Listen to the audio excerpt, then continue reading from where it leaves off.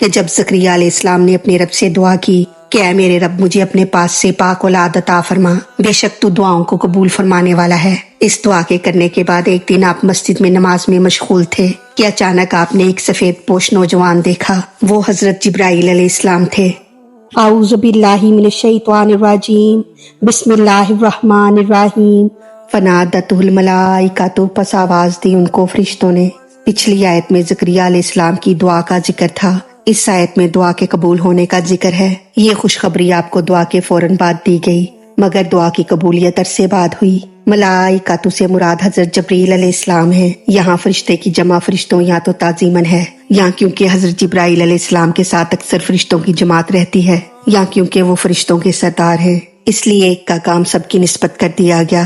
یعنی پس زکریا علیہ السلام کو فرشتوں نے آواز دی، واہوا، اور وہ قائم یصلی، کھڑے ہوئے نماز پڑھ رہے تھے، فی المحراب، محراب میں یا حجرے میں۔ یصلی سے معلوم ہوتا ہے کہ ان کے دین میں نماز تھی۔ بعض نے فرمایا کہ اس نماز میں صرف قیام تھا، بعض نے فرمایا کہ اس سے مراد دعا ہے، مگر زیادہ قوی یہی ہے کہ آپ نماز میں مشغول تھے اور حالت قیام میں تھے کہ یہ آواز آئی۔ محراب سے یا تو مسجد مراد ہے، یا امام کے کھڑے ہونے کی جگہ، یا حضرت مریم علیہ السلام کا حجرہ ہے، مگر زیادہ قوی یہی ہے کہ آپ حضرت مریم علیہ السلام کے حجرے میں نماز پڑھ رہے تھے۔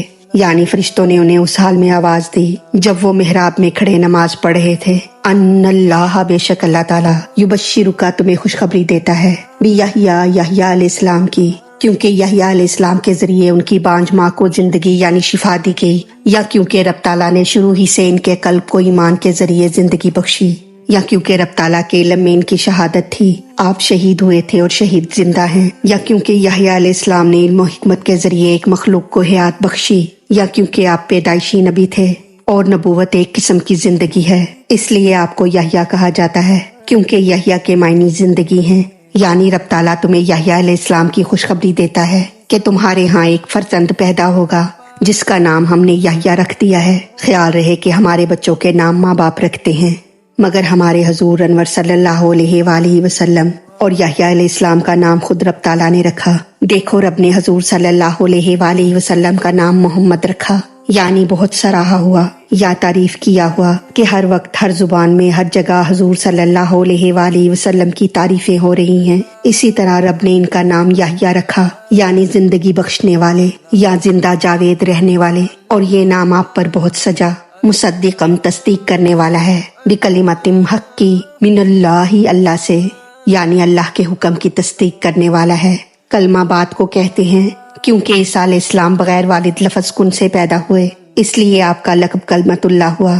اگرچہ دیگر لوگوں نے بھی عیسیٰ علیہ السلام کی تصدیق کی، مگر یحییٰ علیہ السلام نے کیونکہ بچپن ہی میں تصدیق فرمائی، اس لیے انہیں کلمۃ اللہ کی تصدیق کرنے والا فرمایا گیا، یعنی عیسیٰ علیہ السلام کی تصدیق کرنے والا۔ وہ سیدم، اور سردار ہیں، وہ حصورم، اور نفس کو قابو کرنے والے ہیں، وہ نبیم، اور نبی ہیں، من الصالحین، نیکوکاروں میں سے۔ سید وہ ہے جو بڑی جماعت کا متولی یا سردار ہو، یا تو اس سے مراد کریم ہے، یا حلیم، یا متقی، یا شریف، یا عالم، یا رب کے فرمان پر راضی، یا سردار ہے۔ لغت نے اس کے معنی ہمت والا اور مالک بھی کیے ہیں۔ اصطلاح میں ہر دینی یا دنیاوی فوقیت رکھنے والے کو سید کہتے ہیں، اور ابو اسحاق نے فرمایا کہ سید وہ ہے جو علم اور تقوی میں اپنی قوم سے افضل ہو۔ سفیان ثوری فرماتے ہیں کہ سید وہ ہے جو کسی پر حسد نہ کرے، کیونکہ یحییٰ علیہ السلام میں یہ ساری صفتیں تھیں، اس لیے انہیں سید فرمایا گیا۔ بعض لوگوں نے فرمایا کہ آپ نے کبھی کوئی خطا نہ کی۔ تفسیر کبیر نے فرمایا آپ نے کبھی غصہ نہ کیا، اس لیے رب نے آپ کو سید فرمایا۔ اصطلاح میں حصور وہ ہے جس کے پاس اعضاء اور طاقت سب کچھ ہوں، مگر محض زہد کی بنا پر عورتوں سے دور رہے۔ بعض علماء نے فرمایا کہ حصور وہ ہے جو اپنے آپ کو ساری نفسانی خواہشات سے روکے۔ آپ انبیاء کرام کی جماعت سے ہوں اور معصوم ہوں گے، یا یہ کہ خاندانی پیغمبر ہوں گے۔ خاندانی شرافت اور صالحین میں ہونا بھی رب تعالیٰ کی رحمت ہے۔